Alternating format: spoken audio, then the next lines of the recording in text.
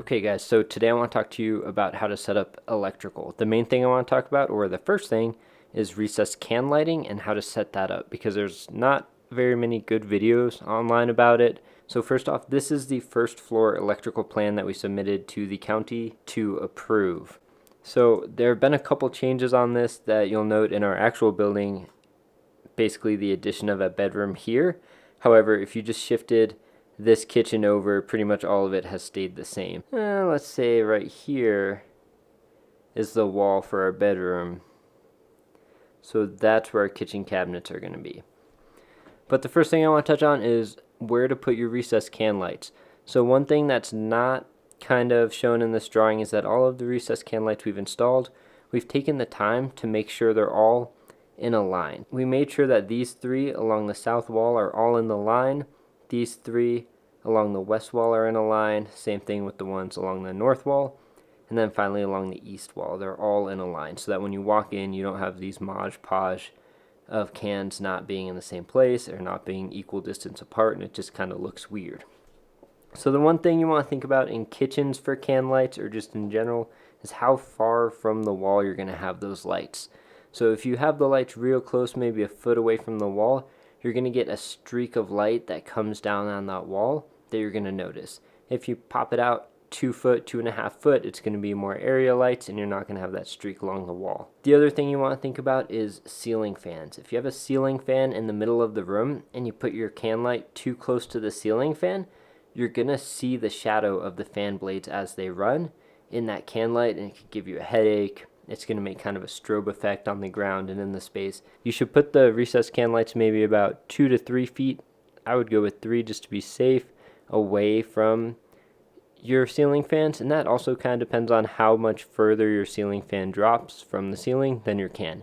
If you have a completely flat ceiling and your ceiling fan is about a foot away from the ceiling, then you can put your recessed lights a little closer, because that beam spread isn't going to hit the fan blades of the fan. So we have a sloped ceiling, so this is 8 foot down here, 12 foot down here, so our ceiling fan has to hang down a little further from the ceiling. So it's going to be about 2 feet from the ceiling, which means we went on a far side and put our cans 3 foot away from that ceiling fan, just to make sure that we're not getting any shadows from that fan. The other thing we're doing is we're still putting a light in that fan. That way you have that light in the center as well and not just a dark spot. As far as the kitchen goes, something you want to note is top cabinets usually stick out a foot from the wall. So if you put your recessed can light too close to that top cabinet, if you just went 2 foot from the wall, you're really going only a foot from that top cabinet, which can kind of bite you in the butt, because then when that light comes out of that recessed can, it'll hit those top cabinets first,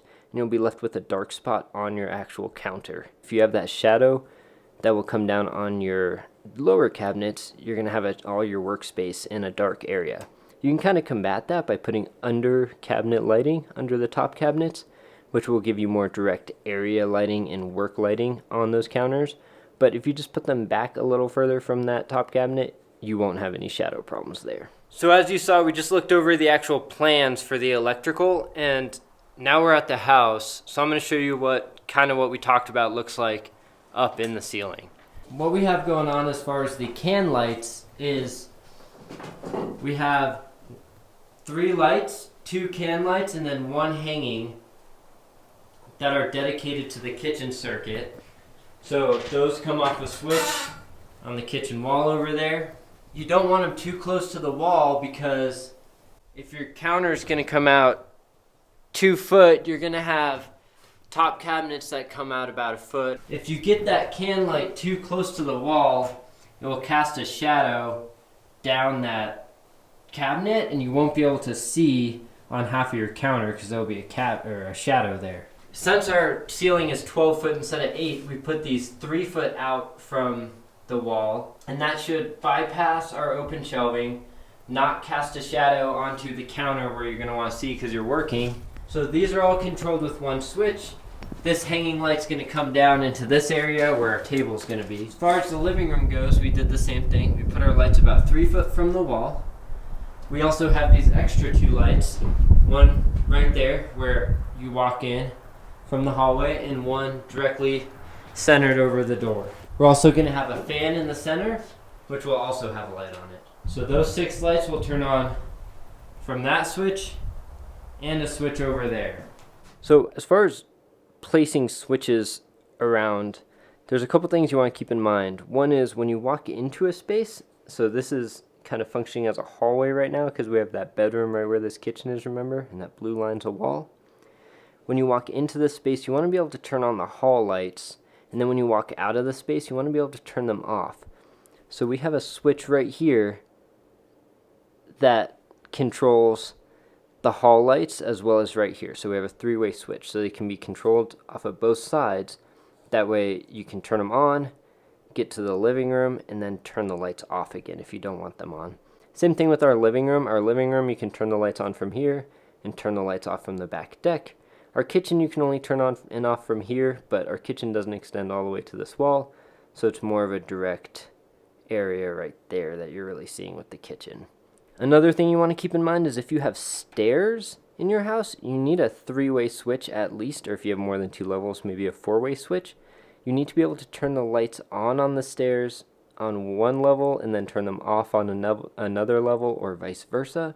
That way you're not turning them off and then walking upstairs when it's dark because there's no switch on the top floor or the bottom floor. Looking upstairs real quick, so this is the upstairs view. Here's the staircase you'll exit out. We put our switches right here because this is just going to be an open railing, so we didn't want a box there. So we have the 3-way switch, obviously, for the stair lights, so we can turn them off and on from the 2nd floor. And then in the bedroom, we have 1 ceiling fan light and then 2 wall lights. We don't have any cans up here, so we didn't have to worry about fan blades or being too close to walls or whatnot. When you're doing your lights, you just want to make sure that you have lights everywhere you want. You can always put lights on dimmer switches or put less bright bulbs and lights, but you can't add lights relatively easily once you've built your house. So you kind of want to make sure that you have enough light to begin with, and you can always dim it down later or change wattages to lower watt bulbs later. I know in particular this area looks like it doesn't have a lot of light. The bedroom we live in now only has 1 light in the ceiling fan, and it's more than enough space or more enough light for the space we're in now, which is a larger space than we're going to be in. So we are pretty confident we're going to have enough light. In the hallway, we have 3 lights.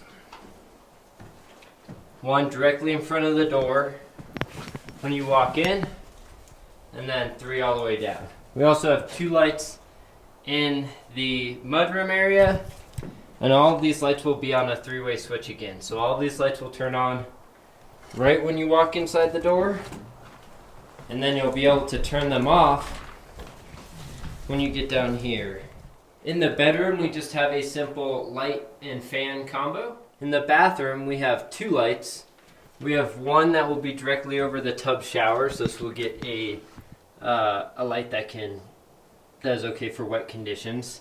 And then over here, we have our light that's going to go directly above the vanity. But the stairs, we have to have a light switch at the top of the stairs and the bottom of the stairs to turn on and off the lights for the stairs. So you can turn them on when you're down here and then go up and turn them off.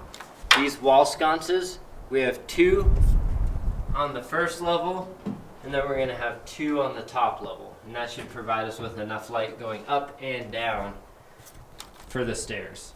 Now upstairs in our bedroom, the bedroom lights, we're just going to have 1 switch right here once you exit the stairs, and it'll turn on a light in our fan as well as the 2 lights on either side of the window, on either side of the bed. We had thought about putting those lights on individual switches, but we had that at one of our old houses and we never used them. The lights are just too bright to use to read anyways, so I think it'll just look better if they all come on, and it'll be a little brighter in here. As far as the upstairs bathroom goes again, we have lights for above the vanities. We have 1 on each side above the sink. We have a can light where the toilet's going to be, so it's not going to be super dark in this little corner here. And then we have a can light directly in the center of the shower again. So I think that kind of covers what I wanted to talk about. Just to kind of recap, make sure you're keeping recessed cans away from walls or top cabinets or things that are going to obstruct the light and cast shadows onto the ground and make dark places in your home. This light spreads out at a certain degree angle, and they have lights that are made for 10-foot heights, 8-foot height, 12-foot height, and make sure you're getting lights that are made for those heights, because then you'll have enough wattage in that light, and you also have the correct spread to cover a good enough area. Let me know down in the description if you have any questions. I hope you enjoyed this. Make sure you like and subscribe to our channel to see more content from us.